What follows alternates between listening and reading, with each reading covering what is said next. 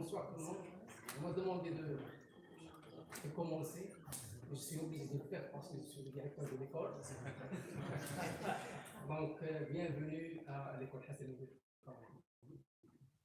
Je suis très honoré et heureux d'être parmi vous cet après-midi.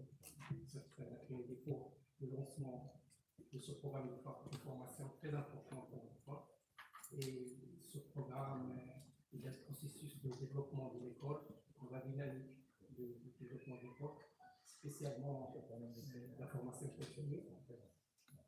C'est un programme qui a été développé, initié et développé avec nos partenaires, pour nos partenaires, avec les entreprises et pour les entreprises.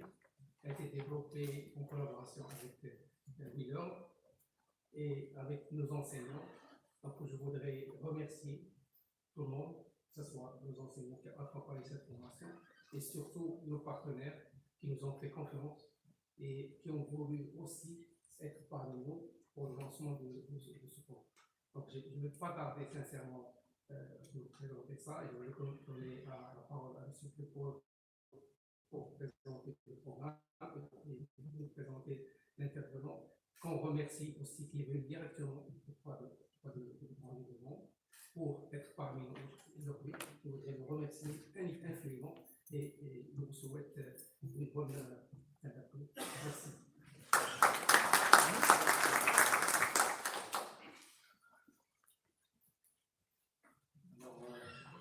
À mon tour, je tiens à vous remercier, merci tous nos partenaires, tous ceux qui se sont déplacés pour cette conférence d'ouverture de ce master que nous considérons très important pour l'école, pour le marché marocain et international. Je ne vais pas tarder trop, je vous laisserai peut-être mieux apprécier en fait, le contenu du concept BIM avec un conférencier de taille qui nous vient de Londres. C'est Reda Kassanti que nous remercions énormément, qui est architecte, urbaniste, qui est expert international, qui a travaillé avec le cabinet Zahid sur le projet du théâtre de Rabat. On va peut-être découvrir à travers sa présentation des facettes de ce beau projet qui a été conduit sous BIM. Et après cela, donc, je repasserai pour vous présenter en fait le master BIM et ses applications, pour à la fin vous donner bien sûr la parole, et la parole à nos partenaires aussi, pour soit des questionnements, soit des compléments à ce que nous aurons vu ensemble. Voilà, j'invite Céleda pour nous faire sa présentation sur le BIM et ses différentes facettes. Merci. Merci à vous. Alors, bonsoir tout le monde. Je suis très heureux d'être parmi vous aujourd'hui. C'est toujours un plaisir d'être dans cette ville, dans ce pays et de partager. Alors, l'avantage qu'on a, on ne peut pas être nombreux, c'est qu'on va essayer de se concentrer et de se focaliser pleinement sur ce thème que vous connaissez. Je fais pas mal de cours sur le BIM au Maroc et c'est les mêmes têtes que je revois avec de nouvelles. Donc, on voit que le BIM commence à prendre de l'ampleur. Et en fait, ce que je vais faire, c'est que je n'ai pas gardé que le théâtre dont je suis fou amoureux, mais j'ai pris d'autres projets pour que ceux qui ont l'habitude d'assister à mes confs ne soient pas déçus. Alors, la première chose qu'on fait ou qu'on a l'habitude de faire quand on apprend un nouveau mot ou autre, ben on va sur Google et on tape par exemple BIM. Et quand vous tapez sur Google, vous partez sur image, ben vous aurez cette image-là, sur une espèce de bâtiment au milieu, avec des cercles autour et avec des flèches de part et d'autre qui permettent de faire une lecture qui dit voilà, c'est connecté entre le bâtiment central et plusieurs intervenants. Donc là, on va se dire qu'on a le DEP énergie, l'architecte, l'ingénieur génie civil, ingénieur MEP, etc., qui focalisent tous sur un bâtiment qui est central. Donc la première chose qu'on se dit, c'est que c'est un travail groupé. Groupé between brackets means collaboratif. On travaille tous sur une seule maquette, une maquette numérique. Alors l'avantage qu'on a quand on travaille sur ce genre de maquette, c'est l'information. Parce qu'on fait tout ça pour garder l'information qui est juste et l'avoir dans les délais. Donc cette information-là est partagée par des systèmes, on verra par la suite quelques exemples, partagée mais à l'instant T, parce que l'information est susceptible de changer par l'ingénierie civile, par l'architecte, par un dédoublement de voies, de parois, etc. Donc là, première intervention qu'on a, c'est ça, c'est qu'on se dit que pleinement, c'est un travail collaboratif. Ça, c'est un document que j'aime beaucoup, que j'expose que depuis quelques semaines. C'est le Project Outcome Improvement from Using Collaboration Project. On fait ça dans une seule optique, c'est de voir le pourcentage exact des plusieurs intervenants. Donc architectes, ingénieurs, general contractors, trade contractors, entreprises. Donc là, regardez le pourcentage qu'on a d'utilisation de ce genre de projet. On est protégé quand on travaille par un système collaboratif, dans le sens où toute modification apportée par un des intervenants sur le projet, elle est répercutée immédiatement sur l'autre profil professionnel. C'est ça le but. Donc, ça, c'est les questions qu'on se pose. Tout le monde parle du BIM, mais c'est sur la manière d'en faire que l'on s'entend plus. C'est sur les principes essentiels que l'on s'oppose totalement. Mesdames et messieurs, il y a une grande partie d'entre vous qui connaissent le BIM, et je préfère le dire encore, le BIM n'est pas un logiciel. Sofiane Smaili, qui est présent, continue à recevoir des coups de fil, disant bonjour monsieur, j'aimerais avoir le logiciel BIM. Lequel? Donc c'est une panoplie. Le BIM est un processus. Dire que les logiciels, les oligarques des logiciels, qui mettent en exergue qu'il y a juste certains logiciels qui le font, c'est faux. Il y a plusieurs logiciels d'OpenBIM, qu'on verra par la suite, qui permettent l'utilisation de ce processus. Donc les questions, qu'est-ce qu'on a? Qu'est-ce que le BIM? Que veut dire le BIM? Les avantages? Pour qui? Quel type de chantier? Les enjeux, les bénéfices, comment faire? Quel impact? Comment? Le BIM peut être discriminant lors d'un appel d'offres. Le BIM change-t-il les métiers, etc. Donc toutes ces questions-là, on va essayer de trouver une solution et des réponses à travers la présentation. Donc, ça c'est le Lighthouse. Si on devait résumer le BIM en une seule illustration, ben, ça serait celle-là.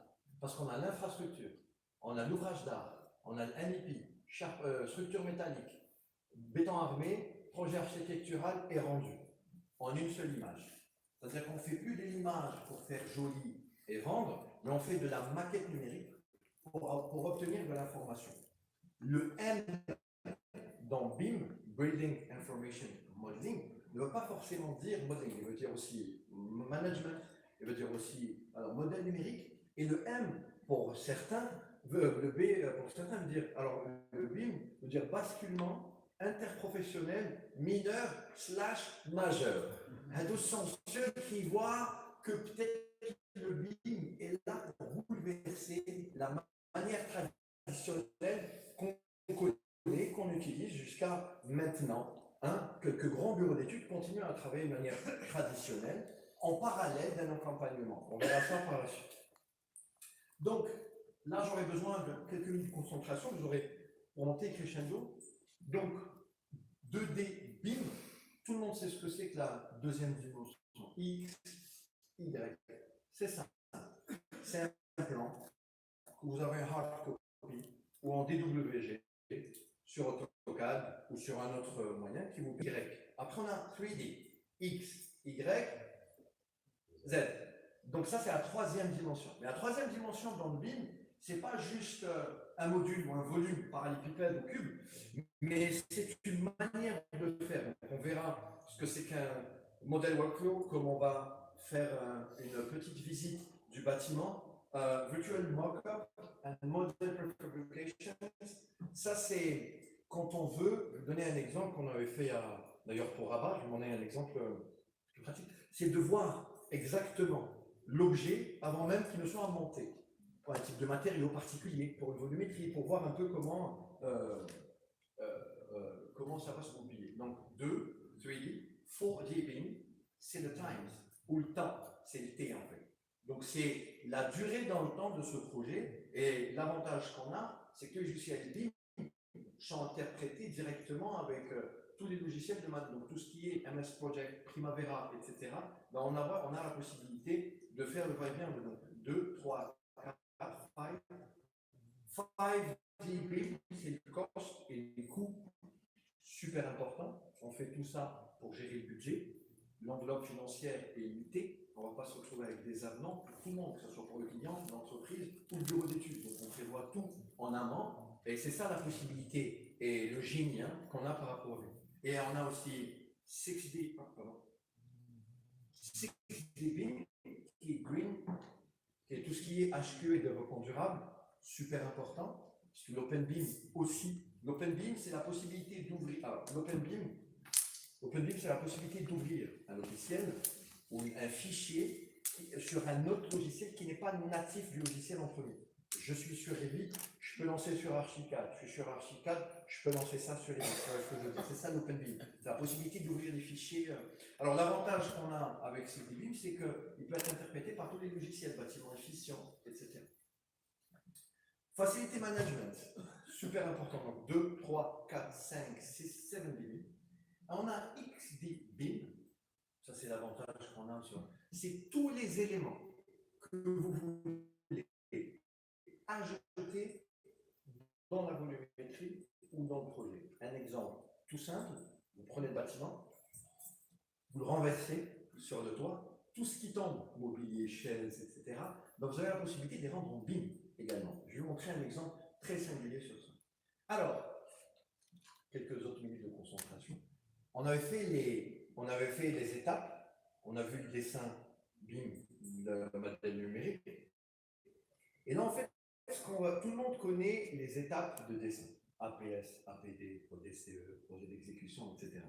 Dans quelques pays, je vais éviter de citer le nom parce que vous allez vite les reconnaître, le projet d'exécution et le processus n'est pas le même pour plusieurs intervenants du métier. C'est-à-dire l'architecte fait ceci, l'ingénieur civil ne le fait pas. L'ingénieur civil va directement attaquer le projet d'exécution parce que c'est comme ça, parce qu'on a tendance à travailler de la sorte. Le processus BIM permet une évolution permanente de tous les corps de métier. Ça veut dire que tout le monde avance en même temps. Et c'est avec ce processus-là qu'on aboutira à une maquette qui est finie et différente ou composée différemment sur le BIM, qu'on appelle LOD, Level of Details / Level of Development. Dans le D veut dire deux choses différentes. Je vais vous donner un exemple que vous allez garder en mémoire, c'est la chaise. LOD 100, je dis que j'ai une chaise. LOD 200, j'ai une chaise qui a des roues. LOD 300, j'ai une chaise qui a des roues, qui est faite en cuir. Ou pas. Ça veut dire que c'est du cuir. LOD 400, c'est une chaise qui a des roues, qui est faite en cuir, qui a des accoudoirs. C'est à chaque fois que j'avance dans le level of details, j'avance dans l'information que je donne à l'élément. C'est comme ça. Pardon. Donc maintenant, vous avez vu jusqu'à même la démolition du projet pour la gestion de projet. Donc là, pour les amoureux de la lecture, dire qu'on maîtrise un logiciel Revit ne fait pas de vous des BIM managers. Dire qu'on utilise un seul logiciel pour faire de la maquette numérique, ce n'est pas du BIM.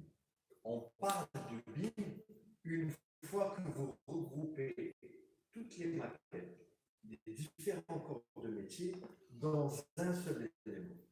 C'est celui-là. BIM collaboratif, il fait une drôle de tête celui-là, parce que c'est lui qui regroupe toutes les informations. Et c'est de là qu'on se dit que BIM Modeler, Revit et les recrues, c'est une question de compétence. Vous ne pouvez pas, autant que professionnel, autant maître d'œuvre, dire à ce gars, voilà, demain tu seras BIM manager, alors qu'il tangue un peu son réalisation. C'est une question de compétence. Alors, les transferts de fichiers et partage de données. très important. They have to be protected.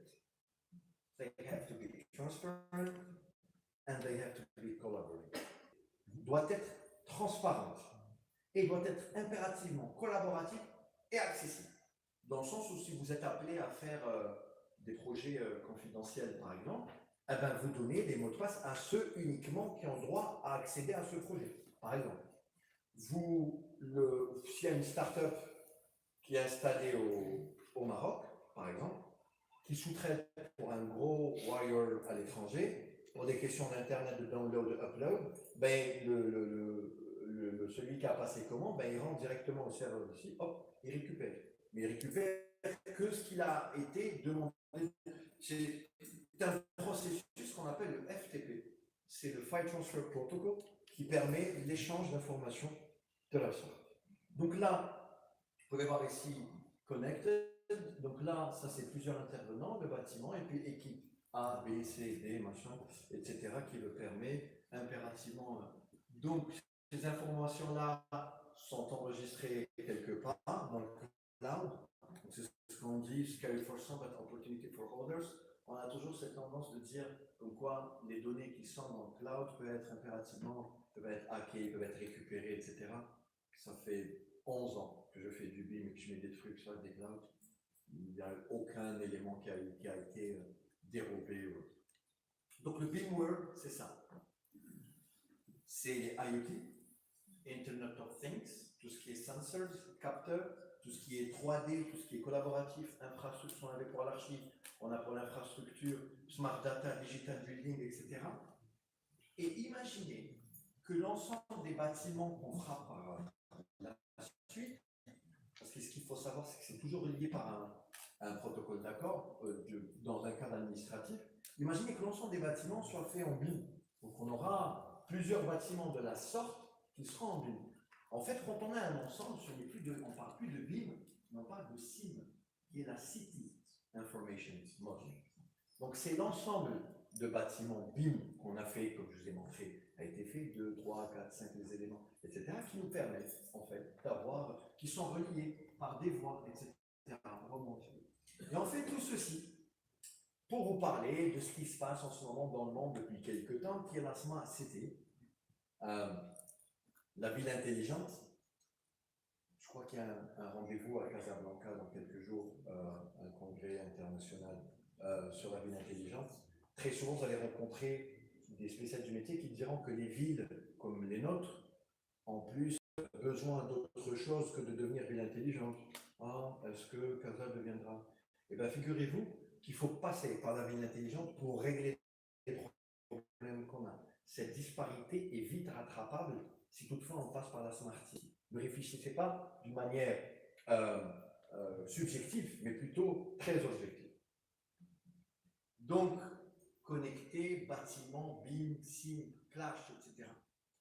Et là, donc on aura un ensemble d'éléments de la sorte. Donc là, on a l'infrastructure. Et on a aussi d'autres éléments parce qu'on a tendance à penser uniquement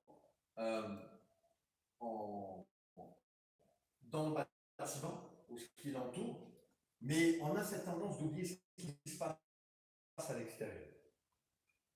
Et en fait, je vais montrer un exemple. J'ai préféré montrer maintenant. C'est ça. Imaginez si vous avez un heavy transfer qui rentre dans la ville, à laquelle n'a pas été fait d'une manière intelligente, que le bâtiment et le patrimoine existant n'ont pas été relevés de cette manière intelligente, donc on n'aura jamais les données, l'information. Et l'information se partage en deux, le patrimoine existant et le patrimoine futur. Merger les deux dans une base de données fera la base d'une ville intelligente. J'aime pas ce terme, moi je préfère dire une ville programmée, parce qu'on doit impérativement faire intégrer plusieurs corps de métier. On a aussi des références, connecte la distance, 5G networks, etc.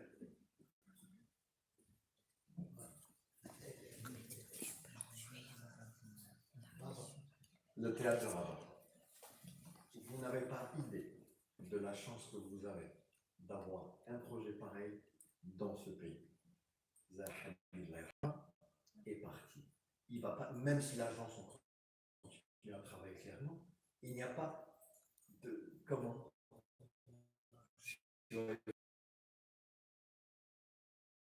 quelques kilomètres d'ici, c'est un chef-d'œuvre architectural qui a été placé dans un contexte particulier, qui est l'aménagement de la rue Boule Grec, et qui est très singulier parce que c'est l'un des premiers projets qui a été fait en BIM à l'agence, un des projets les plus compliqués au monde qui a été fait en BIM. Et ce que je dis très souvent, c'est que toutefois ce projet peut être fait en BIM, c'est que tout le reste du projet que vous allez faire par la suite dans toute votre vie, vous pouvez le faire en BIM. C'est ça l'exercice. Alors, on a discuté sur un point très important avec M. Schulter, qui est la programmation et le brief, le cahier des charges. Donc, on récupère un cahier de charges, il y a des données, donc on fait une translation de ce qui a été demandé, mais le maître d'ouvrage n'est pas forcément spécialiste des cahiers des charges. Tout le monde a fait du copier-coller, donc tout le monde s'est retrouvé avec des éléments qu'on n'est pas censé lire, qu'on s'est retrouvé dans des cahiers de charges, etc. Donc on fait ce qu'on appelle le brief adjustment. Parce que c'est uniquement les maîtres d'œuvre qui ont la possibilité et le génie de connaître exactement ce qu'il faut ou pas pour un projet. Donc là, on tracing paper. Donc on commence à faire un peu de heavy et bien là, exactement là où il faut. Et puis un projet n'est pas, comme je vous ai dit, vous vous rappelez, 2D et présentation des éléments en 2D directement dans notre. Et là, ça nous donne à peu près ceci. Je vais aller un peu rapidement, parce qu'il y a encore d'autres trucs qu'on va voir. Je vais parler de logiciels parce qu'on est obligé et parce que c'est grâce au logiciel qu'on peut impérativement interpréter ce qu'on a, même si ce n'est qu'un outil qui interprète l'imagination des maîtres d'œuvre. Donc, les logiciels qu'on a utilisés, je vais vous montrer par la suite. Mais je pense que vous avez reconnu un peu celui-là. Donc là, ce sont quelques vues intérieures, de nouvelles vues. Hein. Pas celles que vous avez l'habitude de voir dans les présentations d'avant. Donc voilà, l'auditorium.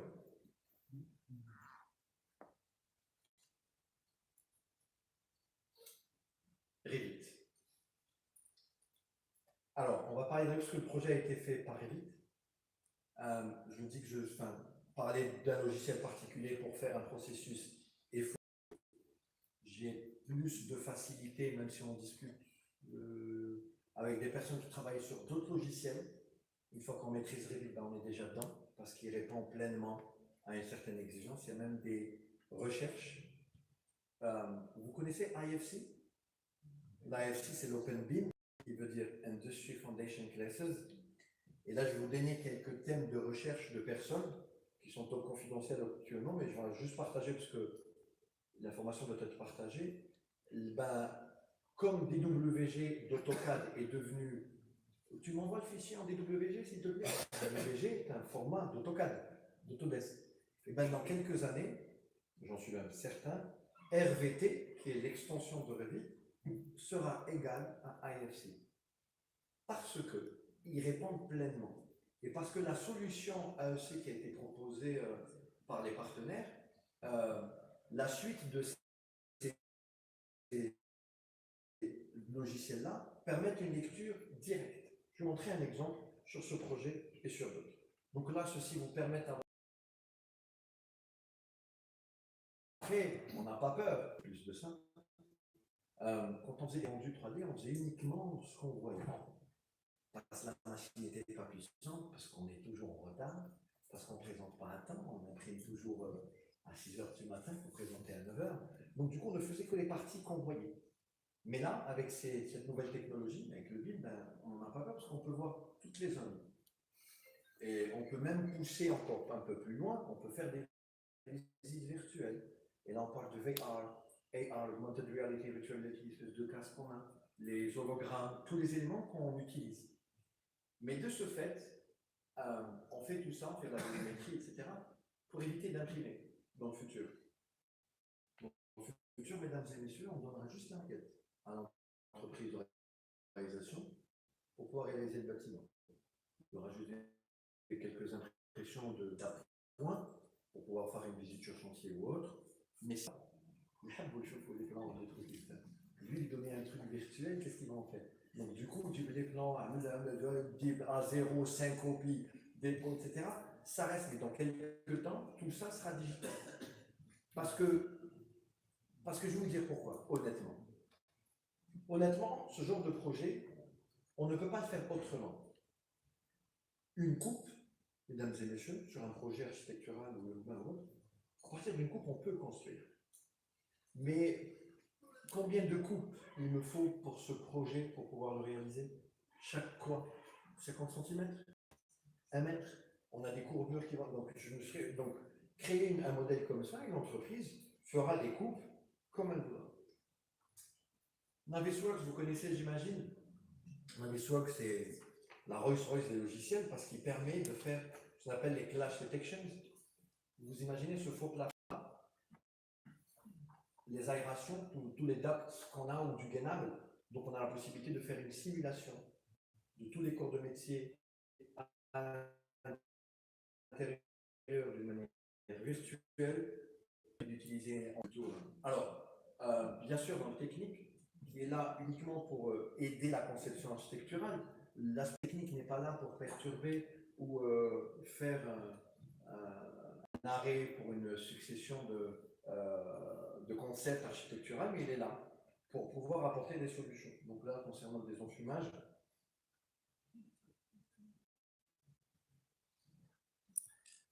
on a travaillé avec New Technique, on est spécialiste des façades. Donc ceci nous permet en fait pleinement de faire une étude de tous les panneaux. Ça c'est la partie des matériaux. Et là en fait, chaque panneau est répertorié et a sa référence. Parce que chaque panneau est différent. Donc chacun a sa référence. On envoie la maquette à l'entreprise de réalisation, elle nous crée toutes les petites pièces, donc chacune avec sa géométrie. Et regardez la liste. Si elle doit se faire d'une manière traditionnelle, aucun logiciel. Une fois, on n'a pas. Donc là, c'est quelques parties techniques qu'on a l'habitude de voir. Et puis bien sûr, quelques aspects concepts sympas. Ça, vous saurez le faire en imprimant en négatif sur Revit, c'est la technique en fait. Et puis vous poussez un peu les traits un peu plus loin. Là, c'est quelques rendus sympas. La lumière, les cours, enfin tous les concepts. Et l'avantage qu'on a, c'est que dans ce genre d'approche, c'est que l'ascenseur ne devient plus juste un élément qui emmène des personnes ou des objets, ça devient aussi un élément d'architecture.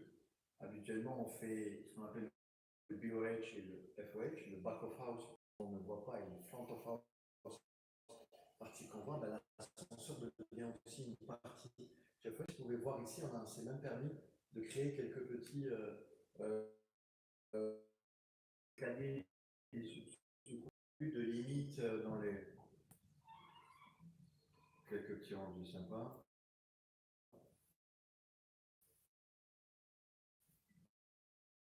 Ça, c'est des pièces particulières qui ont été faites et qu'on continue à avoir de temps en temps. C'est que lorsqu'on fait des rendus, on a besoin de mobilier. On crée des éléments, on pousse la réflexion plus en amont. Donc là, par exemple, je vais montrer les chaises, les sites. Ça, c'est quelques aspects techniques qui n'ont rien à voir avec le BIM, mais c'est juste pour vous dire que c'est le BIM qui nous a permis de récolter toutes ces informations-là à l'échelle exacte. Donc, tout est coordonné d'une manière très précise. Donc là, c'est ça le texte des BIM, par exemple. Les sites sur lesquels vous êtes, on s'est permis de leur donner un design également. Mais une chaise, ce n'est pas juste une chaise expliquée, on a ses plans, c'est une fiche technique. En fait, l'avantage qu'on a, c'est qu'on peut même en déterminer le prix avec un seul clic sur les logiciels de BIM. Je mets le nombre de chaises, le coût, hop. le temps, et là, hop, là, on fait quelques exemples hein, pour pouvoir les confronter au maître d'ouvrage. Ça, c'est le plancher technique, ça, c'est à l'agence. Hein. Donc, pour simuler un peu le prix. Et ça, c'est le 3D Model Mock-up, dont je vous ai parlé tout à l'heure, qui a été fait avec du GRC. À l'époque, il n'y avait qu'une seule entreprise qui le faisait ici. Donc, du coup, il fallait juste faire valider, ramener une partie, voir comment il réagit dans le temps. Voilà. Donc, l'entreprise de réalisation leur avait envoyé de la sorte. Ça, c'est bien sûr le ferraillage. Les formes, les coffrages. Voilà, ça, c'est l'élément, comment il a été fait. Voilà, il est là. Ça, c'est lorsqu'on faisait des clashs. Ah, ça, c'est très, très important. C'est le protocole d'accord entre. Si on n'a pas ça, on n'a pas de BIM. Parce que, easily, un des intervenants va dire oui, mais moi, je n'ai pas signé le protocole d'accord. Il vous dit ça 2 semaines avant le rendu final.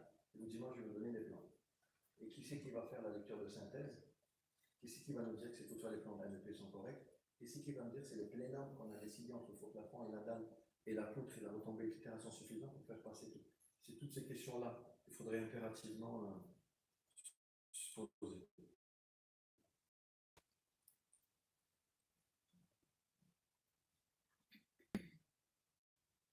Ah, j'entends.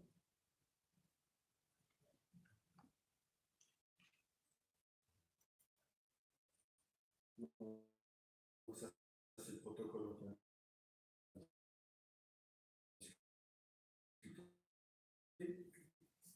Maintenant, le premier dessin que je vous ai montré, quand vous prenez des lots, voilà, en fait, en gros, c'est le privilège de bosser avec Leica il y a une dizaine d'années, avec Payet, ce que vous allez voir tout à l'heure. Il est petit, mais très intelligent.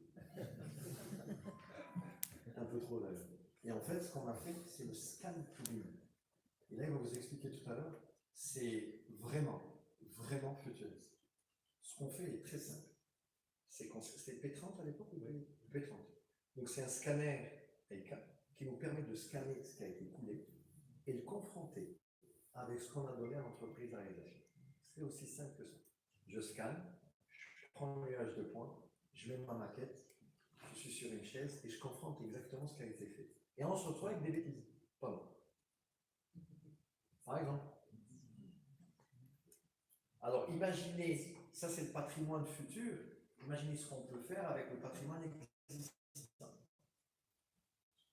Je vais vous montrer quelques exemples. Donc là, c'est des phases de réalisation.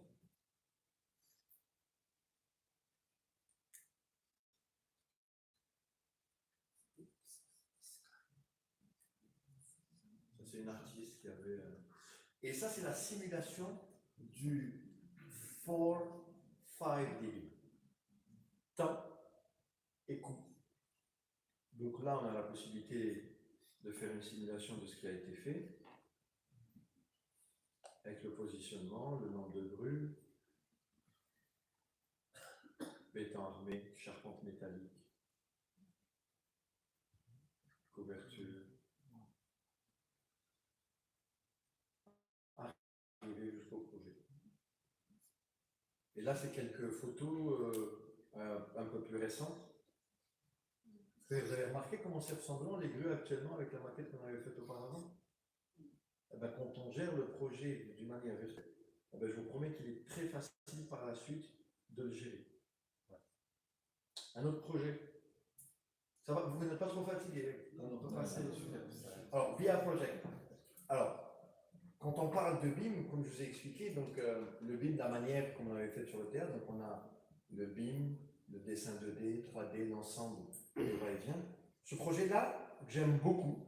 Pareil, donc 3 groupes, architecture, génie civil et MEP. Le processus est simple. Shared Model, Clash Detections, BIM Workshop. On avait créé un jour par semaine qu'on appelait le jour fixe. Donc on se partageait les modèles, on faisait notre lecture de clash et on faisait notre... Donc là, archi, MEP et structure. 3 maquettes indépendantes. Donc là, chaque modèle, on l'a partagé. Là, on fait une lecture de clash sur un modèle, bien sûr. C'est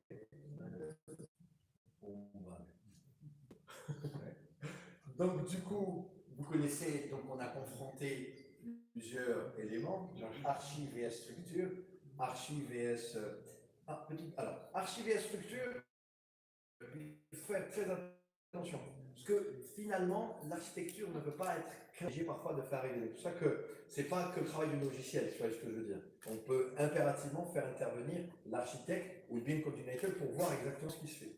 Mais là, quand on fait architecture vs MEP ou autre, ben, il nous emmène directement vers une chute d'eau, par exemple, qui est l'extérieur, qui n'est pas censée être là, etc. Et tout cela nous permet d'avoir une liste de clash, que je vais vous montrer, une liste assez importante. Et puis vous avez assign to, c'est-à-dire pour qui, c'est quoi le délai, et puis on a le ID. Et le ID, c'est le ID de l'élément. L'avantage qu'on a avec la solution AEC, c'est que le ID de l'élément est le même sur Revit, sur Robo, sur Navisworks, sur tous les logiciels de la collection. C'est un avantage. Parce que si toutefois vous l'emmenez en IFC sur un autre logiciel, ben, ce n'est plus le même en IFC. C'est ça en fait. Je ne dis pas que c'est impossible, mais je vous dis juste ce qui doit être impératif. Donc là, on a le clash qu'on a vu, avec la chute, vous vous rappelez lui. Donc on a le nom du fichier, l'élément, où est-ce qu'il se trouve, location. Et là, on a element ID, et là, on a l'équipe, et qui c'est qui va faire. Et le qui c'est qui va, ben, c'est lui, on peut un peu plus, qui lui, bon, les dates, tout le gainable, sont un peu plus. Et bien sûr, les clashs, il y en a beaucoup, hein. C'est tous ces listes-là. Après, on a le BIM Workshop, donc on se retrouve comme ça. On n'a pas de casque dans le truc, mais bon, on va. C'est à peu près ce qu'on fait. Et regardez ce qu'il a fait, l'ingénieur AEP. Qu'est-ce qu'il n'a pas fait? Il n'a pas suivi quoi? La courbure de la toiture. Vous avez fait une photographie avec le tu dois impérativement. Et donc là, c'était à lui de trouver une possibilité, mais on avait avancé dans la structure, dans les études. Donc c'était à lui de trouver une autre solution pour pouvoir aboutir. Donc là, regardez, on a le même problème ici. Donc là, il fait des simulations d'éléments qui nous permettent de valider ou pas. Parce que quand il me modifie, bah, ça a des teintes sur l'architecte. Parce que la cassette supply air n'est pas dans la même position. Donc on l'a décalé par ici, on l'a décalé par là, etc. Ça, c'est quand même relativement important. Donc là, c'est toutes les simulations qu'on a. Et on refait notre clash pour voir si toutefois ça réagit. Et là, c'est bon. Là, c'est beau gosse. Et puis là, on rentre à l'intérieur aussi, parce qu'on se retrouve avec des éléments, comme vous l'avez vu, qui passent. Si on peut éviter d'ajourer une poutre pour faire passer du gainable, on le fait. Parce que, à la limite, ça c'est le worst case scenario. Avec quelques simulations, ça va.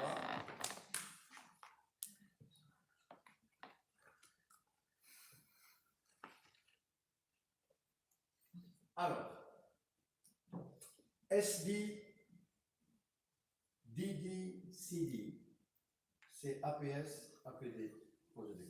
DD c'est Design Development et CD c'est Construction Documentation. Et là, qu'est-ce qu'il y a écrit? Hein? Ce qui fait qu'il y a la conclusion. Bravo.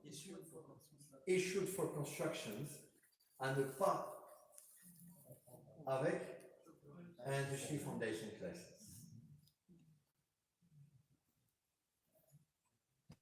Plus un. Non, donc, il fait le master de là et là plus.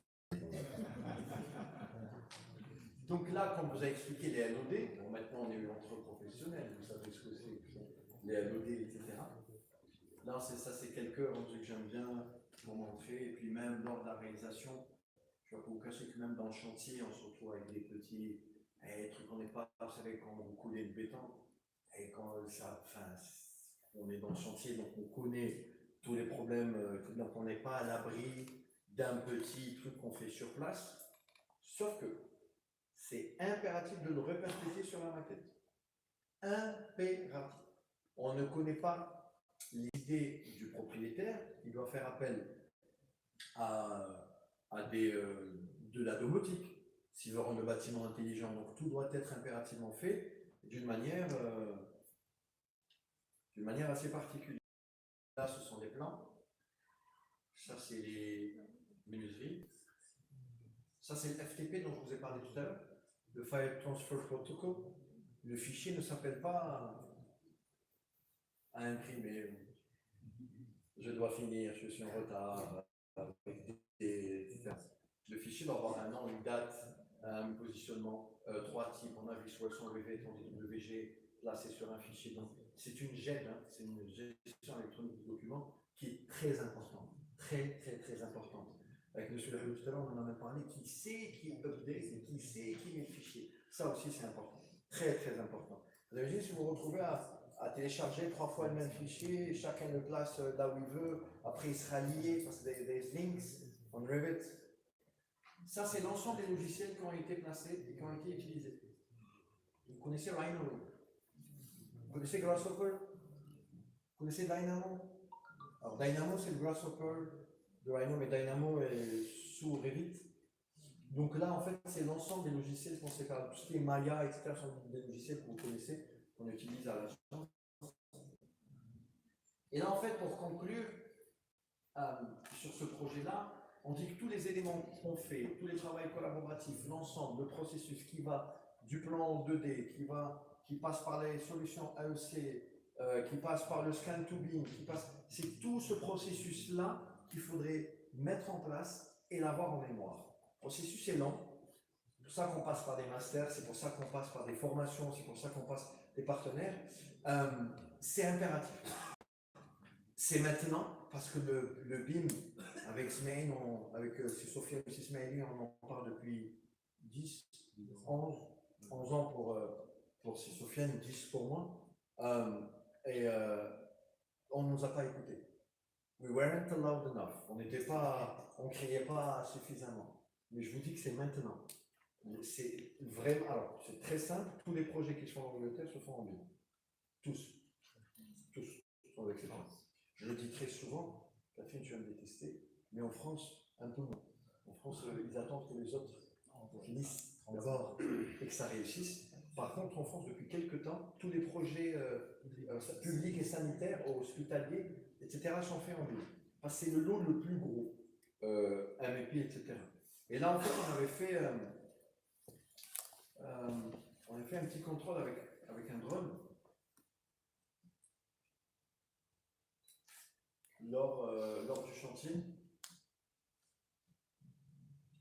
c'est très pratique d'utiliser ce genre de solution qui nous permet de faire des relevés, des visites.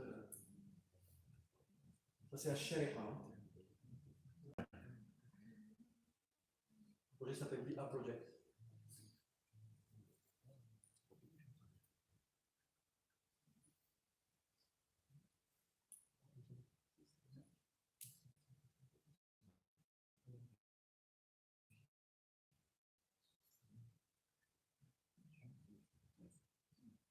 Alors, ça, c'est quelques travaux de minutes. On n'est pas. On profite de. Ouais. Alors, vous montrer le petit projet sympa.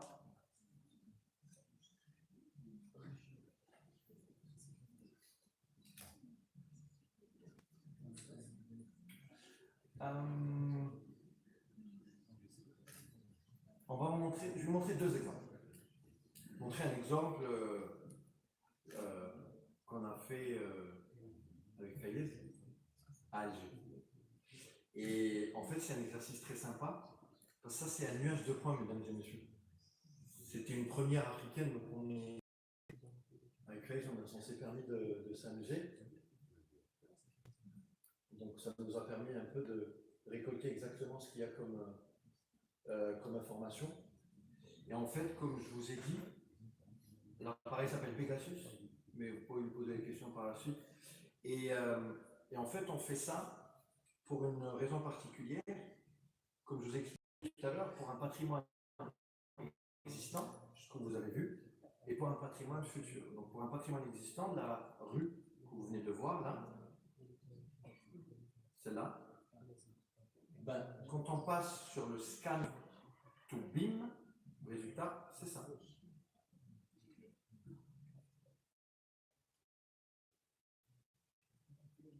Partie supérieure, upper floor, et la partie underfloor. Partie qu'on voit et les parties qu'on ne voit pas.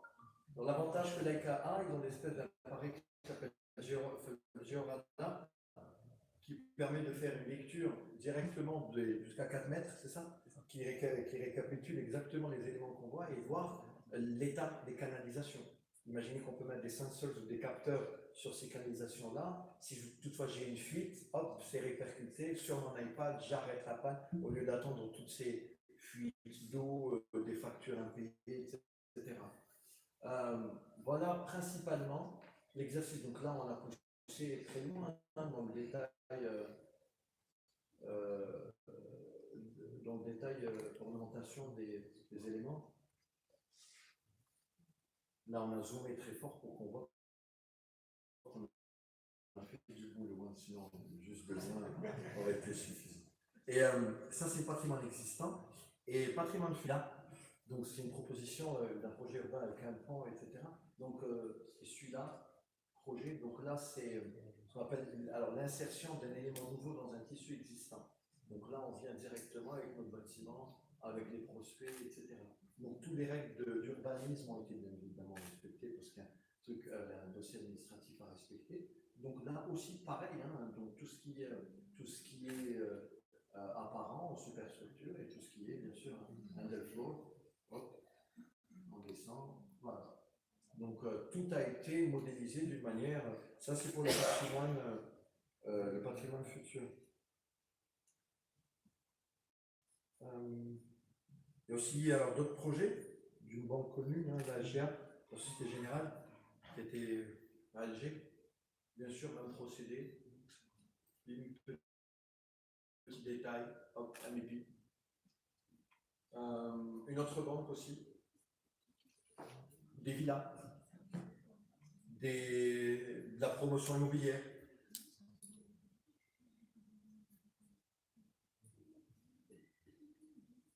Et ça, c'est l'ensemble.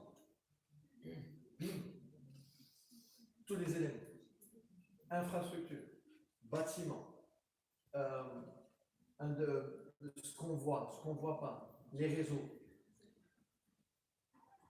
Voilà, mesdames et messieurs, en gros, ce que vous avez vu, ce qu'on a vu ensemble, principalement, on a vu le BIM, on a vu une partie de SIM, on a vu les solutions de nos partenaires technologiques, Robopra et Leica, les solutions AEC, les logiciels.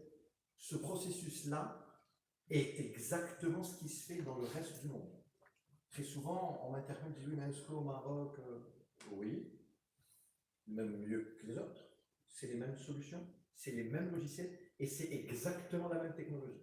Pareil, ce qu'on fait actuellement en BIM, ici ou ailleurs, c'est le même niveau. Peut-être que la conception architecturale est différente. Peut-être que l'insertion de nos projets ne correspond pas, c'est d'autres règles, ce n'est pas les mêmes matériaux. Je ne disconviens en aucun cas. Mais l'ensemble de ce qu'on a vu jusqu'à maintenant, c'est ça. Le BIM, mesdames et messieurs, encore une fois, mais ça, ce n'est pas dû uniquement au BIM, c'est le métier lui-même devrait être une vocation, et j'en suis certain qu'elle est pour un certain nombre d'entre nous. Mais pour un grand nombre, c'est devenu un métier qui ne rapporte pas aussi vite que beaucoup souhaiteraient. Et c'est dans ce sens qu'il faut impérativement se focaliser sur la meilleure formation qu'on puisse avoir pour s'insérer. Je peux vous dire que le BIM, il ne va pas y avoir AutoCAD, on est resté avec Max 15 ans ou 20 ans, Sofiane. Avec AutoCAD et Max, on est resté une vingtaine d'années. On va dire qu'ils sont restés à peu près. Donc le BIM, vu que ça fait que quelques temps, vous avez largement le temps de vous insérer dans le temps.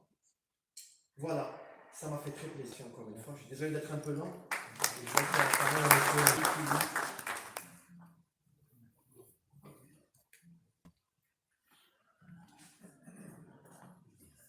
Merci beaucoup. Merci. Voilà. va être très difficile pour moi de faire le passage après tous ces passages que certains considèrent encore futuristes, mais on a vu qu'ils sont appliqués de plus en plus d'ailleurs. Alors justement, cette transition qui est en train de se faire favorablement dans le BTP, je pense que le BTP c'est le dernier, pratiquement l'avant-dernier secteur où justement la numérisation est encore un peu en retard. Cette transition numérique a besoin de compétences, besoin de formation. On est avec moi que manipuler ces concepts et ces démarches, ces logiciels, ces plateformes, sans formation. Hein. Jusqu'à présent,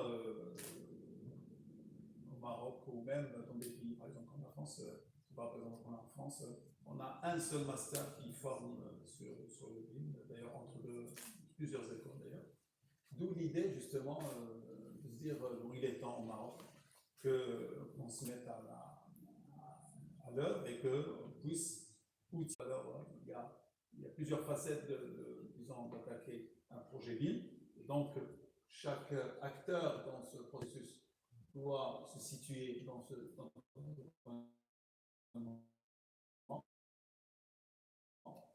donc, à travers ce processus de passage d'une organisation conventionnelle séquentielle, ce qu'on fait actuellement, hein, passer l'architecte de conception, disons le bureau d'études, de structure, puis l'NP, puis, donc le faire en solution collaborative et concurrente, d'accord, avec le BIM bien sûr. Comprendre et appréhender les enjeux, les usages, la valeur ajoutée du BIM, qu'est-ce que ça nous apporte le BIM, à quel niveau, qu'est-ce qu'on peut faire avec, on a vu des exemples tout à l'heure.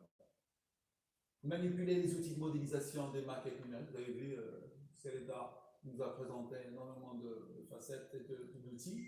Alors, c'est des outils de modélisation, d'échange, de collaboration, donc il y a des logiciels, il y a des plateformes, il y a des formats, il y a des chartes qu'il faut gérer. Identifier les principes de la gestion de projets collaboratifs, hein, ça c'est quelque chose de transversal. On ne peut pas faire du BIM si on ne peut pas gérer un projet de façon collaborative, justement, et apprendre justement à manager d'une meilleure façon. Donc la collaboration entre différents intervenants par la maîtrise justement des logiciels et des processus collaboratifs. Je ne répéterai pas jamais, ce n'est pas un logiciel, ce n'est pas mais c'est un processus à l'aide d'outils. D'accord? Alors, ce master, il va s'emporter, il y a trois aspects, trois gros morceaux dans ce cursus. Il y a d'abord des cours théoriques de base, je dirais, hein, de près de 200 heures, qui sont répartis en 10 modules à peu près. 5 modules sont 4.0, les enjeux, concept d'organisation structurée. Il y a ce module technique du BIM, ce qui est BIM, alors un module assez gros sur le technique BIM pour projet de construction, BIM pour la gestion d'un patrimoine immobilier et BIM pour infrastructure. Alors tout ça, c'est à peu près 200 heures de cours théoriques, je dirais. À partir de là, où en parallèle à cela, bien sûr, il y a des activités et des cours pratiques, à peu près 150 heures, hein, dans lesquels il va y avoir des ateliers pratiques sur des logiciels dédiés. Donc, on a plusieurs. Hein, des ateliers pratiques sur plateforme BIM, à travers donc, une maquette, comment faire jouer dans les interfaces, les échanges et autres. Des mini-projets de groupe, tout ça bien sûr va se mettre en place avec des mini-projets tout au long de la formation. Et bien sûr, du cours à distance avec des supports e-learning qui vont se faire soit avant un module, soit en parallèle, soit après un module pour soit des aspects spécifiques, complémentaires ou sur par exemple l'apprentissage d'un outil particulier. À la fin de tout ça, pour mettre tout ça en forme, donc c'est un projet de fin de formation. Hein, les gens doivent donc dérouler tout ce qu'ils ont appris sur un projet de fin de formation professionnel, encadré bien sûr, qui va être développé par le groupe multi-horizon. Dans mon esprit, on aimerait bien avoir des groupes, par exemple, multi-horizon, ça veut dire avoir un maître d'ouvrage, un architecte, un ingénieur, un topographe ou un autre, et comme ça travailler vraiment sur un projet pilote professionnel qui va être soutenu devant un jury professionnel, alors minimum 4 mois, qui va donc boucler la formation. Alors, le programme prévisionnel qui est actuellement proposé risque d'être un petit peu adapté en fonction, bien sûr, et validé par les comités d'orientation et en fonction donc d'intervention des formateurs. Donc, vous avez voilà, les 10 modules, on peut rapidement les dérouler. Donc, vous avez le contexte, donc, tout ce qui est les enjeux, la démarche, le déploiement du BIM, les outils de mise en place, les responsabilités des intervenants, donc phase montage, les acteurs, les responsabilités encourues, cadre juridique, interopérabilité, donc les principes, le format d'import-export, le format IFC, les échanges entre logiciels, et ainsi de suite. Management des projets de BIM, donc les formats de travail, d'échange, de discussion, les méthodes d'organisation en processus centralisé, gestion de réception et diffusion de documents, schéma directeur BIM et justement protocole BIM, parce que je disais tout à l'heure, pour se mettre d'accord comment on va échanger, comment on va valider tout ça. Conduite du changement, alors ça c'est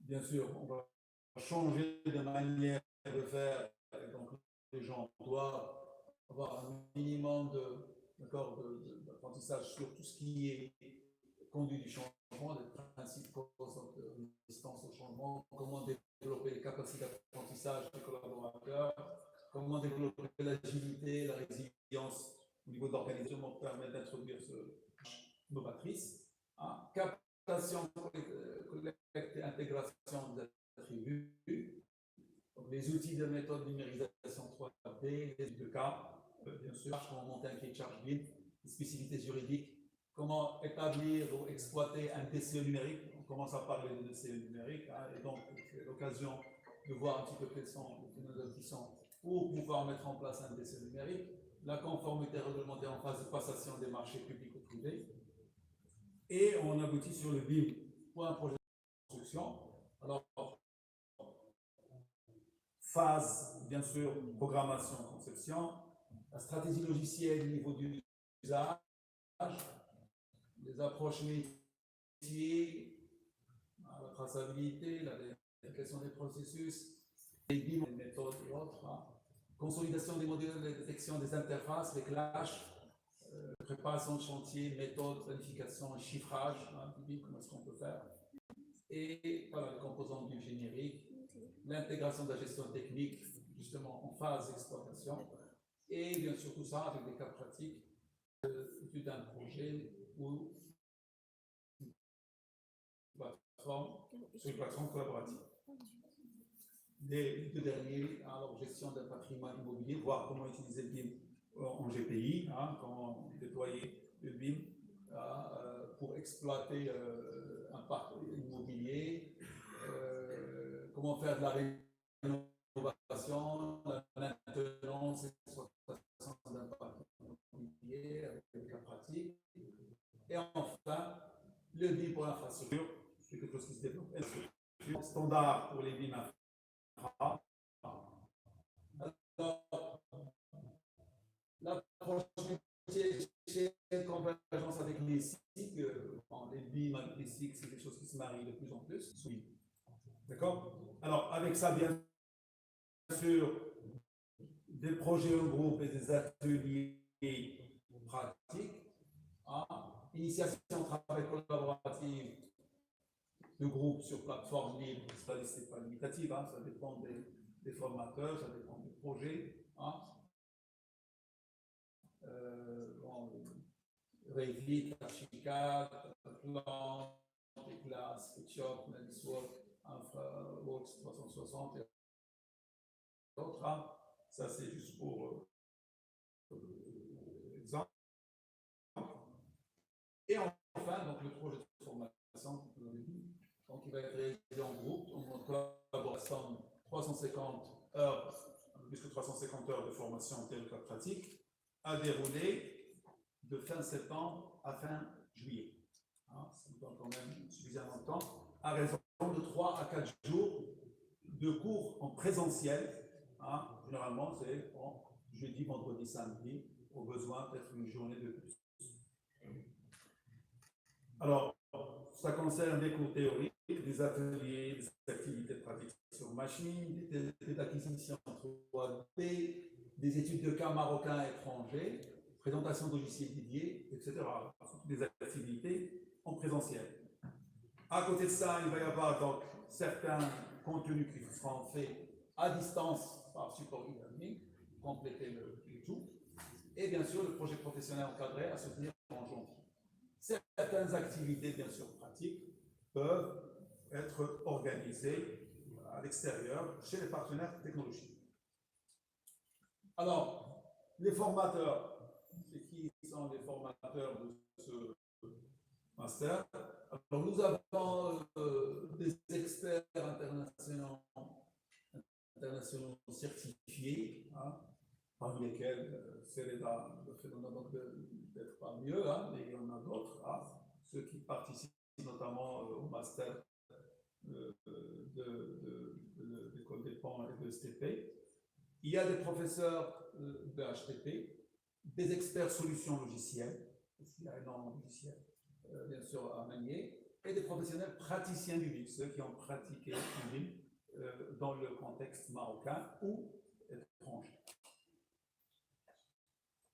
Alors, pour assurer et garantir, bien sûr, que ce programme et aussi intégrer le programme aux besoins du marché.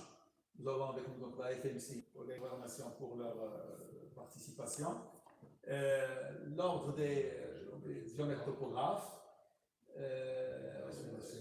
la FNPI. Alors, bien sûr, notre ministère de tutelle, le ministère d'équipement, transport, de cycle et de l'eau, et aussi le ministère de l'Habitat. Et la liste n'est pas limitative. Hein, et aussi celle de la FEDEC. Alors, pourquoi je dis que la liste n'est pas limitative?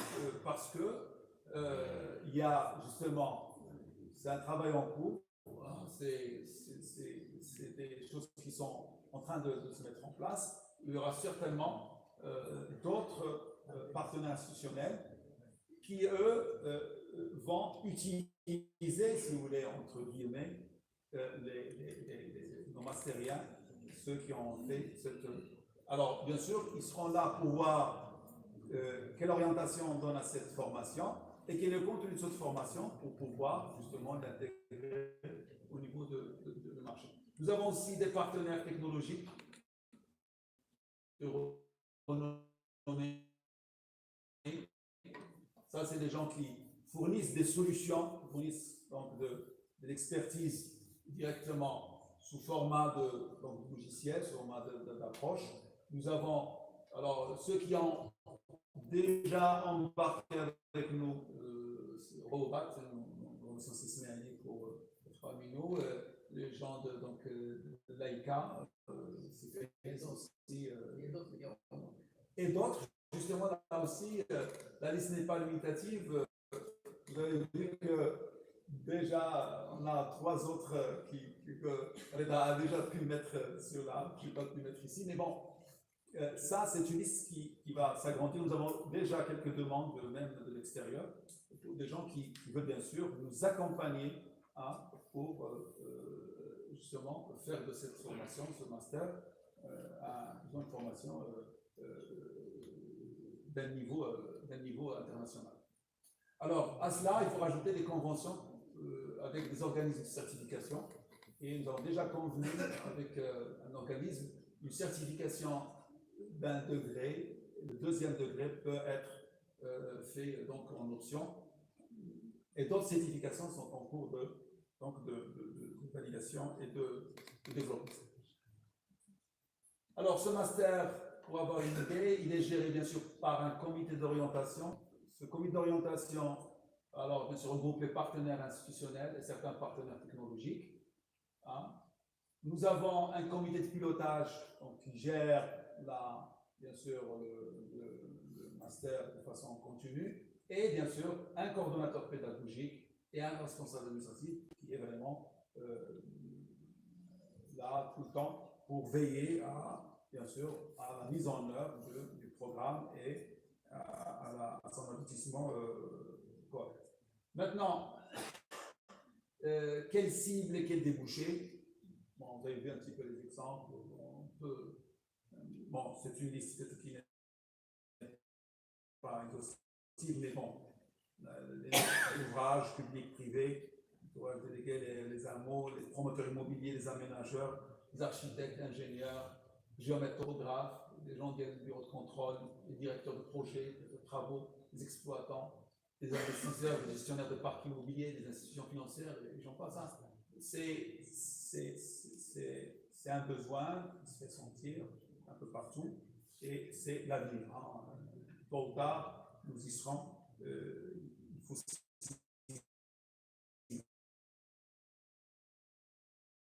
au niveau du recrutement, alors là, bien sûr, il y a, pour pouvoir dérouler le master, il faut bien sûr un niveau minimal. Alors, le niveau qu'on a exigé pour avoir un master, c'est bien sûr un niveau ingénieur, architecte, topographe ou assimilé.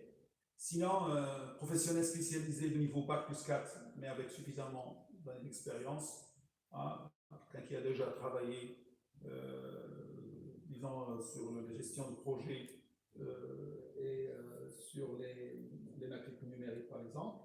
Hein. Et bien sûr, s'il y a des parcours, il y a toujours des parcours un petit peu particuliers. Pour ça, c'est au cas par cas sur la vocation. Les admissions, hein, on a déjà lancé les préinscriptions. Alors, les gens se font une préinscription sur le site. Hein. À partir de là, on fait une présélection. Les gens déposent donc leur dossier. À partir de là, on va les appeler. Les gens qui ont en sélection, on va les appeler un comité de sélection hein, qui est déjà bien établi hein, et qui va donc sortir une liste principale et une liste d'attente. Généralement, c'est des groupes de 25 à peu près, là, sur des groupes et donc pour bien avoir une formation de proximité. Dans le calendrier, nous sommes mi-avril jusqu'à pratiquement fin mai, ils peuvent se déposer leur préinscription. Ça nous donne 15 jours pour faire la présélection et appeler les gens. Donc la première session, mi-juin, pour faire une présélection, et fin septembre. Le coût, sûrement les gens vont demander, le coût il est déjà affiché hein, à 65 000 dirhams hors taxe. Alors pour les associations professionnelles partenaires, nous avons prévu un petit c'est normal, ils sont là pour orienter, je pense que c'est la moindre des choses qu'on peut faire. Alors, bien sûr, pour les coûts, c'est 50% d'inscription, c'est 50% avant le début du module 6. Et alors, bien sûr, il y a possibilité de remboursement PPT avec le contrat de formation continue, dépendamment des 40-70 de leur valeur plafonnée. Voilà, je pense que, alors, pour d'autres informations supplémentaires, vous avez toujours, bien sûr, le numéro de téléphone. Vous avez le BIM@HTTP, c'est très simple, .cfma, et tous les fichiers, tout ça sont dans le site web de l'école. Alors, ce que je vous propose, c'est de répondre éventuellement à des questions ou pour donner des choses un petit peu. Donc, c'est les exemples, s'il vous plaît. C'est Jalal, qui est un collègue de Monsieur Jay, directeur de William, lequel on développe ce format. c'est Sinaïli de Robobat, c'est Faïs donc de l'ECA. Installez-vous.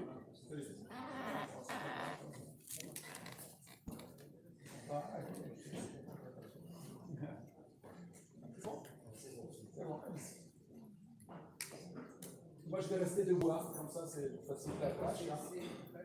Hein? Hein? Moi, je suis debout. C'est la seule étape. Allez, non, c'est bon, c'est bon. C'est bon. Moi, je prends les questions. Voilà, alors, je vous pose ça. Alors, s'il y a des questions, des choses supplémentaires que vous voulez avoir, soit sur la question sur alors, la première conférence du CELDA, ou alors sur le master lui-même, on peut vous apporter, les collègues peuvent vous apporter un peu plus de précision. En attendant, si Sinaïli et s'ils ont des choses à rajouter, peut-être à ce qu'on a dit, CELDA moi-même, vous êtes bienvenus comme c'est nos partenaires qui nous accompagnent et qui ont cru à ce master spécialisé qui vont nous accompagner, Inch'Allah, tout au long de cette belle aventure. Et voilà, s'ils ont des choses à rajouter, c'est aussi l'occasion de le faire. Donc, je dirais, bonjour à tous. Moi, je trouve que c'est une bonne initiative et je pense qu'on aurait dû faire ça il y a quelques années. Ça fait pas mal d'années que j'en parle, même ici à l'école Hassania. Je pense que c'est pas trop tard pour bien faire déjà, et je pense que c'est une bonne initiative parce que, comme a dit Sereda, rien nous manque pour qu'on concurrence par rapport aux autres. Et moi-même, quand j'étais en France, souvent on disait il y a le Maghreb qui peut nous concurrencer. Et c'est vrai, sur cette partie-là, on a le savoir-faire, on a tout ce qu'il faut, pourquoi pas ne pas s'y mettre. Maintenant, c'est une opportunité pour tout le monde parce que, comme je l'ai dit, je le répète, comme le BTP est en mutation, il ne faut pas laisser le train passer et rester en train d'attendre pour dire il nous faut toujours des grands projets pour qu'on fasse du BIM. C'est un process, une méthode de travail, donc on n'a pas besoin des grands projets pour faire. Certes, lorsqu'on impose le BIM, il faut des moyens derrière, mais lorsqu'on veut collaborer, ce n'est pas question de moyens, c'est question de volonté. Et ça, c'est une décision de chacun de nous, tout simplement. Et donc, je pense que l'HTP, comme une grande école, va permettre un petit peu de sensibiliser encore plus et de donner la crédibilité à ce process au sein du Maroc et voir aussi l'Afrique, il n'y a pas que le Maroc, et voir l'international. Aujourd'hui, la France, il y a quelques années, quand je parlais du Maroc, on était au même niveau que la France. Maintenant, certes, ça bouge chez eux, donc ça avance. Londres, les pays anglophones, ils ont pris un petit peu le pas, mais c'est jamais trop tard. Les Allemands, ils vont, d'après ce que je connais, les Allemands, qui c'est quand même un pays très très développé, ils vont obliger le BIM à partir de 2020. Ça veut dire qu'on n'est pas vraiment en retard par rapport à ce process-là. Et donc, moi, j'insiste un petit peu que des choses comme ce qu'on vient de poser la question, vous mieux être précis, parce que là on est dans la précision. Vous avez l'AICA, vous avez le BIM, on est dans les 0,1. Alors, quels sont les warriors actuellement? Il y a Géant Mansura, Covadis, il y a Civil 3D, etc. Et bien, c'est ça en fait, dans la présentation, on a montré que quelques projets de bâtiments, mais ça réagit parfaitement au VR10, aux ingénieurs topographes, etc. D'ailleurs, on a fait un exercice avec l'ECA il y a quelques temps, où on avait même relevé une partie de terrain, on s'est rendu compte d'une... c'est grâce à ces appareils précis qu'on a réussi à cerner exactement la superficie du terrain, les terrassements, etc. Donc à ce moment-là, on n'avait pas posé la question sur quel type de logiciel on utilise, vu qu'on travaille en IFC, comme je dis, Industry Foundation Test, qui lui est l'OpenBIM. Ce que Sofiane vous a dit, ce que j'avais dit aussi au début, par exemple, quand RVT sera égal à IFC, le Civil 3D actuellement, que ce soit pour les VR10 ou les ingénieurs topographes, réagit pleinement à ce genre de... Donc il n'y a aucune inquiétude à avoir par rapport à l'OpenBIM. Si un logiciel... Alors, par exemple, ceux qui disent oui, mais Archicad fait du BIM, oui, mais il le fait depuis quelques temps uniquement, parce qu'il n'y avait pas des modules MEP, il n'y avait pas des modules structurés. Donc il faut faire aussi attention sur quel type de logiciel on utilise, d'où le protocole d'accord. Pour vous dire, pour vous raconter l'un des éléments importants du protocole d'accord qu'on avait fait sur le théâtre de Rabat, c'était la version du logiciel. Alors on commence avec la version 18, à l'époque c'était 16, نقترحوا بالساز كيف نكملوا le projet. Ça c'est très important. Si toutefois, par contre, si toutefois dans un autre projet, je ne vous ai pas exposé, c'était Aynan, lors de la mise à jour, parce que là il y a Revit 2020 qui vient de sortir il y a quelques jours, 3 ou 4 jours j'imagine, et on vérifie les mises à jour. Si toutefois la mise à jour est sortie d'un des logiciels qui aide à un problème qu'on a eu dans la version précédente, on fait le upgrade. Mais comment vous saurez tout ça? Eh bien, il faudrait maîtriser ces outils-là, si vous voyez ce que je veux dire. J'aimerais bien compléter votre réponse. Il existe une organisation qui s'appelle Built-in Smart, qui certifie les logiciels BIM. Donc, tout simplement, il faut accéder au site de Built-in Smart et vérifier est-ce que le logiciel est certifié BIM, c'est-à-dire le format IFC. Parce que l'interopérabilité joue un rôle très important dans tout ce qui est échange d'informations. S'il n'y a pas d'interopérabilité, j'ai envie de dire, il n'y a pas de BIM. Il n'y a pas de BIM. Alors, très souvent, on pose une question sur le BIM dans l'habitat. C'est une question qu'on pose très souvent. Je vous dis, si c'est de l'habitat où vous avez des faux plafonds et de la clim centrale, etc., oui. Mais si c'est de l'habitat classique, vous aurez du modèle numérique. Si vous voyez ce que je veux dire. Parce qu'il ne va pas y avoir de chemin de câble, il ne va pas y avoir de...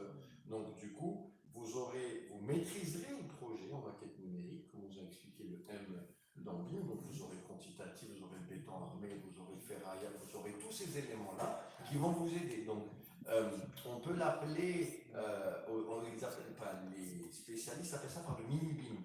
C'est-à-dire qu'il n'y a pas de gros clash parce que tout est confondu dans les dates, tout est confondu. Mais ça reste aussi, vous imaginez, vers 5 prix, vous avez le quantitatif du béton armé, vous avez le quantitatif de tous les éléments que vous avez ici. La dame architecte diplômée de Paris. Intégrer, BIM, isolé, collaboratif. C'est vrai, je ne me suis pas trop attardé dessus. Je me suis dit que vous allez peut-être vous inscrire dans le master. Vous pouvez l'expliquer. Mais très rapidement, est-ce que vous êtes contente de la bande passante Internet qui se trouve au Maroc? Entre nous, personne nous écoute. Non, ça dépend. Ben, je vais vous donner une information. Il y a une grande différence. Pardon? Alors, je vais y arriver. Donc tout à l'heure. Alors, vous avez le upload et le download. C'est du 1 sur 5. Tout le bassin méditerranéen est du 1 sur 5. C'est vous downloadez plus rapidement que ce que vous uploadez. Très bien. Dans les solutions collaboratives, on n'en parle pas beaucoup dans le bassin méditerranéen, dû au fait que le BIM 360, que vous connaissez à peu près, a quelques difficultés à accéder, à télécharger, etc. Donc on passe par d'autres systèmes qu'on vous apprendra dans le master. C'est ce qu'on utilise, des solutions qui s'appellent le NAS. Donc vous l'utilisez à votre niveau. Donc comme il vous a monsieur expliqué que vous pouvez travailler à l'international en étant ici, les personnes rentreront dans votre serveur, donc ça sera du BIM collaboratif, mais chez vous. Et dès que vous uploadez, dès que vous mettez à jour votre maquette, elle se mettra à jour automatiquement de son côté. Donc, aucun problème. Le isolé, il nous est arrivé de le faire. On avait un peu souffert les premiers temps. Après, c'est une question de... Après, le moteur, après, c'est l'idée. C'est le fait de faire une maquette d'architecture, de l'envoyer à l'ingénieur génie civil, lui dire est-ce qu'il me fait, voilà où je veux, etc. Après, il vous renvoie la maquette. Après, vous faites, mais une fois que le premier échange est fait, vous installez les liens. Après, vous n'avez pas grand-chose à faire. Il faut juste reload link. Pour ceux qui utilisent Revit, il faut juste recharger le lien. Il se mettra à jour automatiquement. Ça, c'est très important parce que, comme je dis, l'information doit être impérativement faite d'une manière... mais la question la plus pertinente qu'on se pose très souvent, et la réponse est différente pour chaque architecte, c'est à quel moment je fais appel à l'ingénieur génie civil pour mon projet d'architecture? Au début? Au milieu? Dès que j'ai l'APS? Dès que je passe à... Est-ce que je fais comme tous les architectes, c'est ce qu'on fait, parce qu'on a c'est la spécialité des architectes maghrébins, on connaît aussi la structure. Donc je sais exactement où j'ai envie que mes poteaux et mes voiles se placent. Donc, et après, l'ingénieur génie civil ne viendra que à augmenter, là, non, tu me places ça ici, etc. C'est ce travail-là collaboratif qu'on a l'habitude de faire verbalement. Et après, l'ingénieur, d'une manière traditionnelle, nous renvoie le plan en ayant complètement modifié le projet architectural. Et donc, je repars. C'est ce temps-là qu'on perd d'une manière traditionnelle, qu'on gagne lors de mes... donc, parce qu'il a une maquette d'architecture qui est devant lui.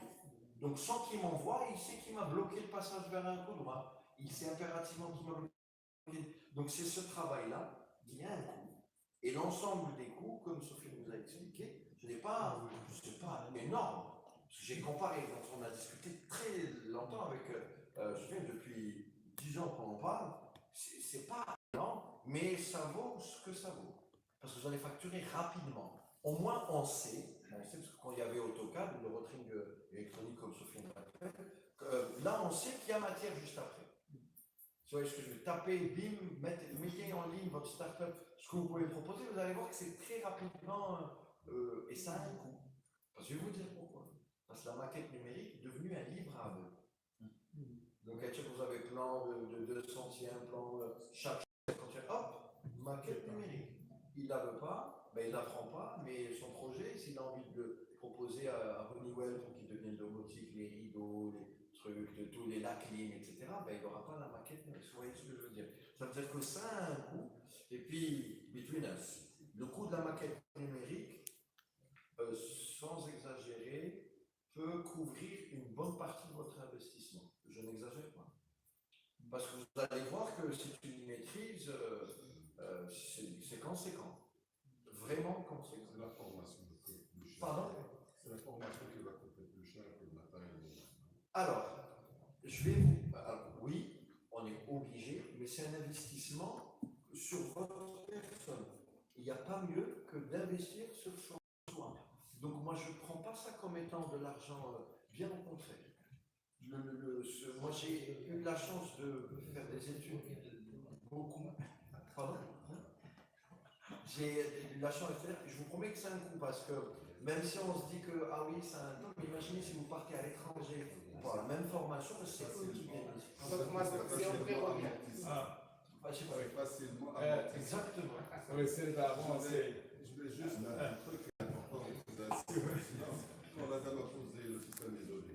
Parce que le système isolé, il existe aussi au système maquette, mais seulement que la maquette est redondante dans chaque poste. Alors que chacun travaille de manière parce qu'il charge sa maquette et le partager, c'est sur le serveur, c'est le monde du travail avec un protocole classique. Donc, c'est ça un petit peu la définition de base pour les trois systèmes que vous avez. Alors, le fait que vous ayez expliqué de la sorte d'une manière sereine ne veut pas forcément dire que c'est juste. Partielle et partiale, c'est ce que j'ai dit qui est vrai. La maquette, qu'elle soit chez moi dans mon serveur ou ailleurs, parce que si elle part ailleurs, il n'a pas le droit d'y toucher. C'est ma propriété, c'est celle de l'architecte. Quand je l'envoie, l'ingénieur en génie civil, si j'ai placé la porte, un exemple tout simple, ici, et que son voile est clashé avec ma porte à une 50aine de centimètres, it's easy d'ouvrir ma maquette et de modifier la porte. C'est très simple, c'est une modèle. S'il la touche, je lui coupe la main. Et là, je ne peux pas. Parce que c'est une propriété qui est qu'elle soit intégrée dans le serveur ou ailleurs. Quand elle est isolée, c'est-à-dire que je fais dans mon petit coin, j'envoie, parce que le isolé devient collaboratif à un certain moment. C'est logique, parce que quand je fais de mon côté, que j'envoie à l'ingénieur génie civil, il ne fait que lier. Après, je ne vais pas lui dire, écoute, je vais te réenvoyer une autre maquette, c'est à moi. C'est à moi de remplacer ce qu'il a. Donc, ça sera, quand on est isolé, c'est-à-dire que les responsabilités sont un peu partagées. Vous voyez ce que je veux dire? C'est pas ce que ce n'est pas. C'est là, si vous permettez, je vais user ma Pardon, On est commencé dans le master, hein, là. Ah, là, c'est On est commencé Ah, dans ça le va master. commencer. Une toute dernière, s'il vous plaît, hein, parce qu'on est obligé de... Leila Mia, ingénieure génie civil de HTP. Moi, je voulais juste, parce que vous avez survolé rapidement le BIM Objects, donc vous avez parlé de la bibliothèque BIM, donc... Je me suis fait taper déjà sur les non, très rapidement, et aujourd'hui on parle beaucoup du local, du patrimoine immatériel, des héritages culturels, des matériaux locaux et tout ça. Donc, comment justement, parce que c'est la bibliothèque BIM aujourd'hui qui existe, c'est un petit peu les produits internationaux, donc les produits locaux marocains ne sont pas encore intégrés. Donc, comment justement faire pour, est-ce qu'on a besoin d'une accréditation? Justement pour intégrer des produits locaux marocains dans la bibliothèque, ça va booster la créativité, l'innovation et ça va booster l'économie marocaine aussi, au lieu de consommer tout le temps au fait international, de consommer local, de made in Morocco. Je vais vous donner une idée. C'est une idée de start-up. Une idée qui existe en France. C'est une petite équipe, Exobim. Ils ont une équipe de jeunes commerciaux. Comme je vous ai expliqué tout à l'heure, que les industriels ont commencé déjà à faire leurs modules, les fenêtres, etc. L'avantage qu'on a, c'est que ce que monsieur avait dit tout à l'heure était très pertinent dans le sens où c'est de grandes industries qui ont la possibilité de faire des modules BIM. Mais peut-être qu'il y a d'autres industries qui aimeraient faire, mais qui ne savent même pas ce que c'est que le BIM. Donc c'est cette start-up-là qui va les démarcher, qui va leur dire voilà, moi je vais faire, et ça, il y a Kony, il y a Haworth, le truc du mobilier, il y a tous les éléments. Alors là, tout ce qui est Mitsubishi, Klim et tout, ils y sont tous. Le mobilier, Steelcase. Steelcase a tous les trucs en BIM. Ikea, en partie. C'est une idée de start-up, c'est une idée qui vous permet aisément de faire les trucs. Mais c'est à vous de les, comme je vous ai dit, c'est une start-up qui peut être créée ici. Alors, je pense avant de créer une base de données pour tout ce qui est objet BIM, il faut tout d'abord créer une base de données nationale pour collecter les caractéristiques techniques des différents objets utilisés dans le domaine de construction, ce qu'on appelle e-catalogue. En France, c'est e-bibliothèque. C'est une base de données nationale. À Dieu, c'est prescripteur, vous devez en avoir un qui n'est pas très médiatisé, je pense. Mais malheureusement, au Maroc, on n'a aucune base de données qui collecte l'ensemble des informations qui sont fabriquées par les entreprises marocaines. Parce que le plus important dans le BIM, c'est les données sémantiques. Pour pouvoir faire des simulations, pour optimiser le coût, pour optimiser la performance énergétique, il faut utiliser des informations sémantiques. C'est-à-dire qu'il faut enrichir la maquette par des données attributaires. D'accord ? Alors ça, c'est un handicap pour la mise en place au Maroc de tout ce qui est maquette. La start-up dont je parle, je pense à un Suédois, un Nordique, qui l'a lancé en 2011 et qui avait peut-être l'un des plus grands stands au BIM World. Et dans lequel il est exposé. Alors, ce qu'il exposait, il est exposé par type par famille de produits. Et justement, il démarchait, c'est exactement ça, il démarchait toutes les entreprises. On ne va pas le nommer, mais bon, ça commence par un BIM, quelque chose. Et ensuite, il allait démarcher les entreprises. Et il leur proposait de concevoir, justement, l'attribut, de concevoir en 3D, en fait, dans la logique BIM, et d'y intégrer, justement, il faudrait d'y intégrer toutes les données, les caractéristiques techniques, et ensuite de le mettre en location sur sa bibliothèque, disponible gratuitement pour ceux qui utilisent la plateforme BIM. Donc, alors, pour ce qui est du Maroc, peut-être qu'il faudrait réfléchir aussi à intégrer la Fédération des matériaux de construction, des industries de matériaux de construction à ce master, en tout cas avec son BIM, pour intégrer les produits marocains sur la bibliothèque BIM. Mais je suis le master. Donc, juste une petite remarque. Avant d'arriver à ce stade, généralement, il existe des opportunités parce qu'un AMO peut, par exemple, utiliser des fichiers Excel préétablis pour collecter des informations auprès des entreprises et les injecter au BIM. Donc, c'est une nouvelle opportunité pour les entreprises marocaines.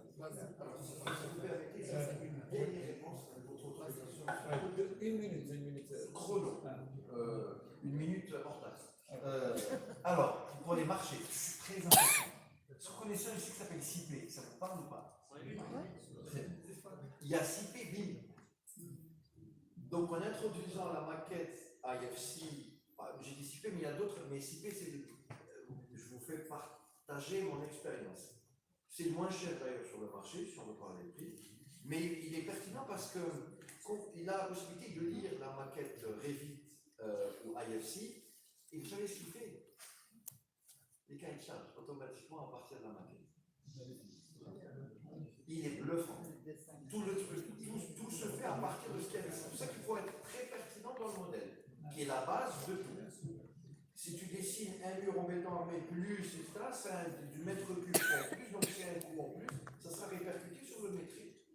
Et si vous tapez CIP sur leur site, je pense qu'ils ont fait aussi une liste de prix de matériaux pour le Maroc. Donc du coup, c'est une base de données qui est pertinente. J'ai vérifié. J'ai pris un cas au hasard, on ne peut pas tout vérifier. Mais si vous êtes dans le truc, essayez de comparer avec ce qu'il y a sur le marché. C'est pertinent et ça a été mis à deux fois. Pardon? Ah, confirme, d'accord. Donc du coup, mais il faut les suivre, il faut les persécuter. Mais c'est normal, donc il faut leur demander, comme vous avez expliqué, de regrouper tout ça dans une seule page. Et pour le reste, comme a dit le directeur, on va laisser. D'accord, donc on va laisser un peu mission, justement, c'est bon, c'est. Annoncer peut-être par-ci, le lancement de l'association de BIM marocaine, peut-être un petit mot.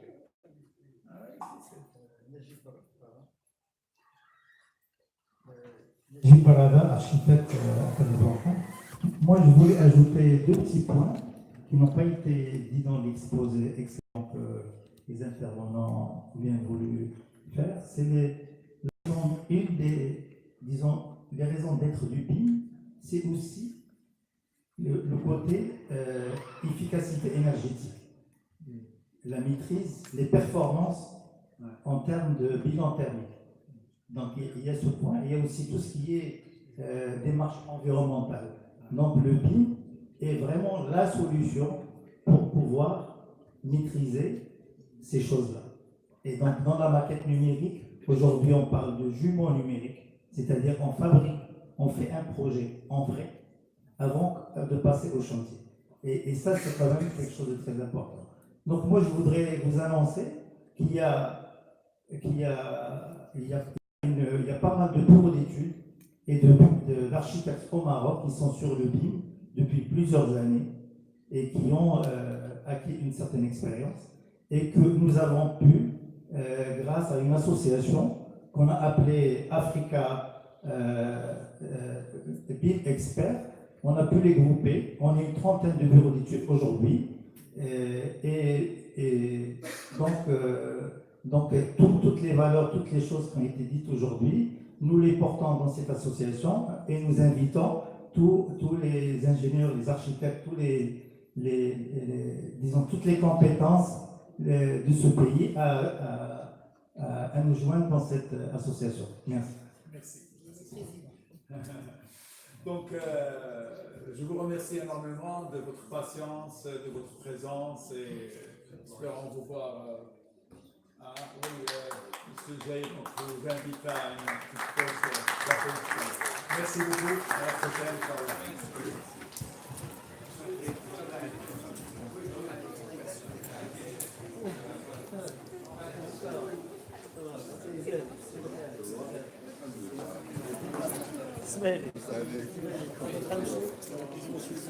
Comment je te fais là? Comment tu vas?